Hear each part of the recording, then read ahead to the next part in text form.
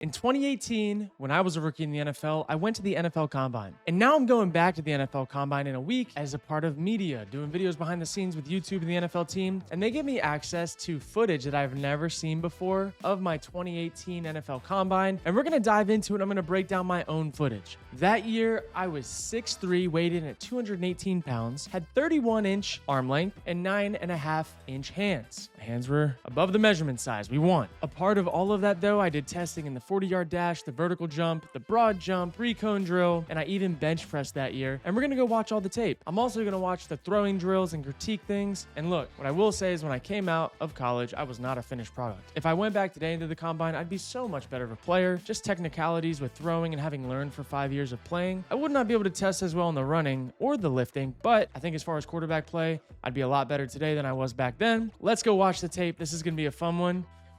Hopefully it's not too bad. There's probably no better way to start than to look at this quick little recap overview of who I am from Lance Zierlein. Projected me 6th through 7th round. I went undrafted, close enough. Gunslinger who holsters an NFL caliber right arm but needs to work on his marksmanship and decision making. Benkert's completion totals are disappointing on intermediate throws, deep throws, and against the blitz. He has the arm talent to make all the throws but hasn't shown signs of becoming accurate enough to ever be anything more than a backup at best. All right, buddy. Strengths. Decent NFL size with a lively arm, ability to drive the ball downfield with good velocity, enough arm talent to fit throws in tight windows, quick plant and gun when seam targets come open, comfortable attacking the outside of the numbers, can fling it 45 yards downfield with a flick of the wrist while rolling right, confident in his downfield challenges when his receivers get a step on deep routes, hurt by excessive drop totals by his targets. So if you're going to say that, hurt by excessive drops, but needs to work on marksmanship because his completion totals are disappointing.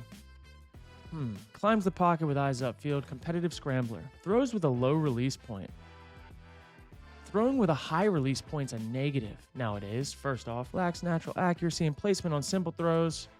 Okay. Poor completion rates on intermediate and deep balls. You just told me I had excessive drops. Needs to alter trajectory on some throws. Yes, I do agree with that. Uncomfortable and inconsistent when throwing in the middle of the field. I will say, in college, we didn't throw in the middle of the field. We threw outside the hashes pretty much exclusively because that's how our offense was built. And that also is the harder throws. Across the middle of the field are the easier throws. We just didn't have any of them besides RPOs. Needs to value possession of the football. I feel that, brother. I was a gunslinger. Didn't really realize that into the NFL, but yes, I'm with you. Decision making can be puzzling at best on some turnovers.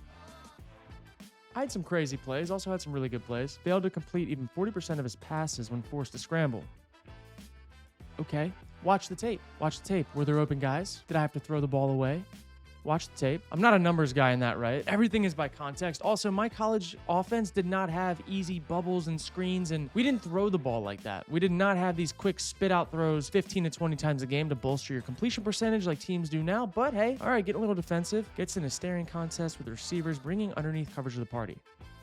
I don't agree with that. Late to recognize blitzes and doesn't have a plan to counter. Wasn't late to recognize. We did not have a plan to counter because we did not change our protections. Our offense coordinator was old school, run guy, and didn't understand how to flip protections, flippers, or anything. All we did was full slide everywhere, so there's some context needed to this. These things changed when I got to the NFL, by the way. We had protection issues, we had remikes, we had flippers, we had all of that. In my opinion, when you're grading somebody in the draft, you need to look at who they are as a talent and what are they mentally capable of. Can they learn? Because if they go to the right situation and the right scheme, that's how some of these guys end up playing for longer than they're expected. The lifespan of a guy that gets drafted in the 6th to 7th round, in my opinion, and probably a fact, is under a year. 1 year max. I ended up with 5, thankfully. Let's see. There's almost no in between. Either a big arm throw that whistles in there between defenders, or it's something stupid that turns into an interception or near interception. I love the arm, but I don't know if I'd ever trust him to play, and everybody you draft might play. Ouch. Let's get to the combine tape. Dun, dun, dun, dun, dun, dun, dun, dun. Let's get this thing rolling. Let's start off with the bench press from Big Dog. Man, this makes me want to start getting after it again, man. I was the only quarterback to bench that year. 16 reps was pretty solid. Little insight, I was coming off of a right shoulder subluxation in college, and I wanted to bench to show them that I didn't have a shoulder issue, even though I still had some tendonitis and stuff. So teams kind of knew that I had some shoulder stuff going on, and I wanted to hop on the bench press to show them that, nah, this thing was still cooking. So we ended up crushing it out. Don't touch it, Big Dog. Don't touch it. Don't touch it, man. It makes me want to go bench again. Come on, player. Come on now, player.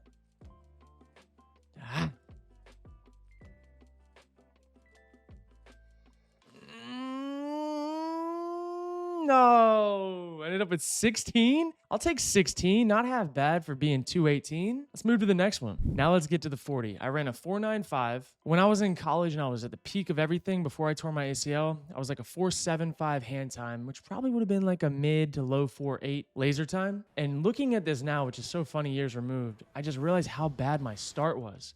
You can see here, my first step, I didn't really gain a lot of ground. Like it kind of replaced and I popped right up. I wasn't flexible enough back then because I was so big to stay low and not stumble. And so once I got going, it was fine. Which again, playing quarterback, you're never really in a 3-point stance ever. Not ever really. You're just never in a 3-point stance. So this was fine for me. The start was slow. That's a 4.95.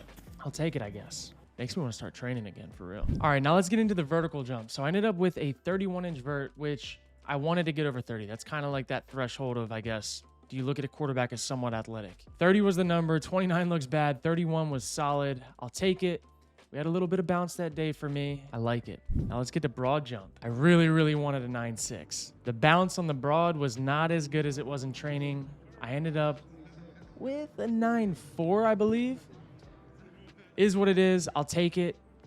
I will say, like, if I could go back and redo it all again, I would have been a little bit lighter. I felt like I wanted to hit that like 6'3", 220 mark, and I don't really think that mattered. I should have probably done this at 6'3", like 210. Oh, that was it. That's where I wanted. If I would have been able to stick that with a little bit more flexibility, a little bit less weight, that one would have been like a 9.8. Come on, send it. Send it. And if you drop back, it doesn't count. Come on, KB. Get a decent rep in. Get a decent rep in. That was worse than the first one. I had good bounce on the other ones, but it is what it is. All right, now let's get to our 3-cone drill, which I ran a 7.15. I think it was like, if I can remember correctly, it was like top 4, top 5 out of my draft class. But I don't think I actually ran well. Right here, I wish that I would have ran this turn tighter and gotten around. That step, I wish I would have turned my toe a little bit more and made it more sharp.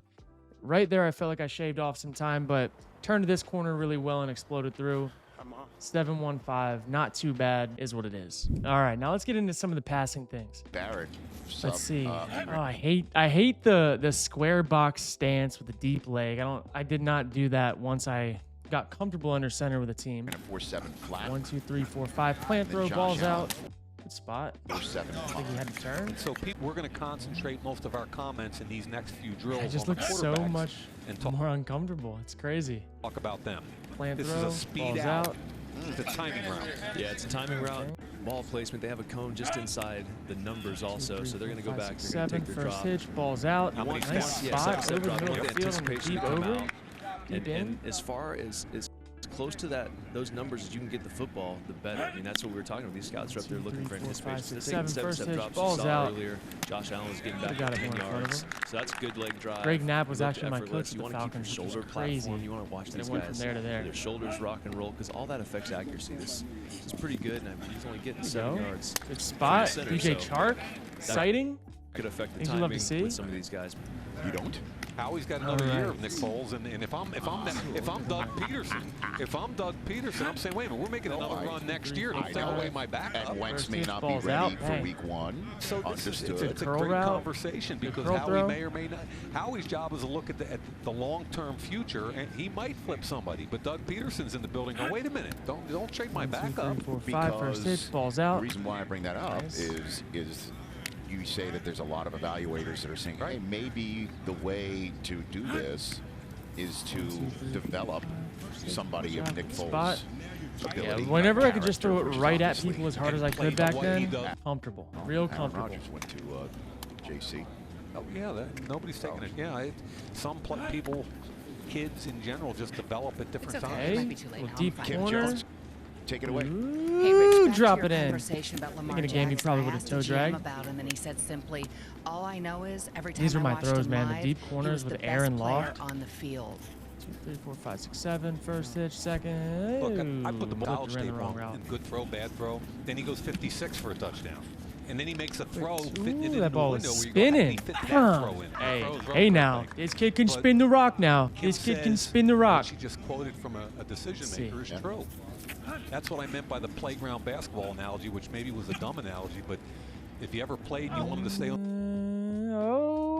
we got a little buffer here. Hold on. Play that back. Let's see it from here. Meant by the playground basketball analogy, which maybe was a dumb analogy, but if Man. you ever played and you wanted to stay on the Old court, kid and could win spin and it now. play all day, I Old think kid you could want spin it. Lamar on your side. Don't He's let me probably gonna help you don't win. let me knock off the rust. Hey, not a bad throwing outing though. Not a bad throwing outing. Man, it's just crazy to see like the blast from the past. To think like one, biggest job interview in the world for me at that point in time, and two, like how much stress I put on myself to have such a performance where it's like all that stuff I've done my whole life. So for those guys going into the combine this year, man, I hope they just take it easy. I hope that they just have fun out there. Like I wish that I could have done it without so much stress. But again, like you don't know that you're going to make it. You don't know you're going to, like me, spend many years in the league. Like you just don't know. But I think the stress did not help. I think that if I could go back and do it all over again, I would have went in a little bit lighter. I would have stretched more, been more flexible than strong and bulky. And I would have probably just tried to loosen up a little bit on my dropbacks because I looked really stiff in my opinion. But hey, it is what it is. Thank you to the NFL for giving me access to these videos, to be able to use all this stuff to make these cool little recaps for you guys. We got cool NFL access stuff on the way, some history, some things you didn't know, a lot of learning on the way. I'll catch you guys next video. If you like these types of videos, be sure to like, comment, and subscribe. Catch you guys next time.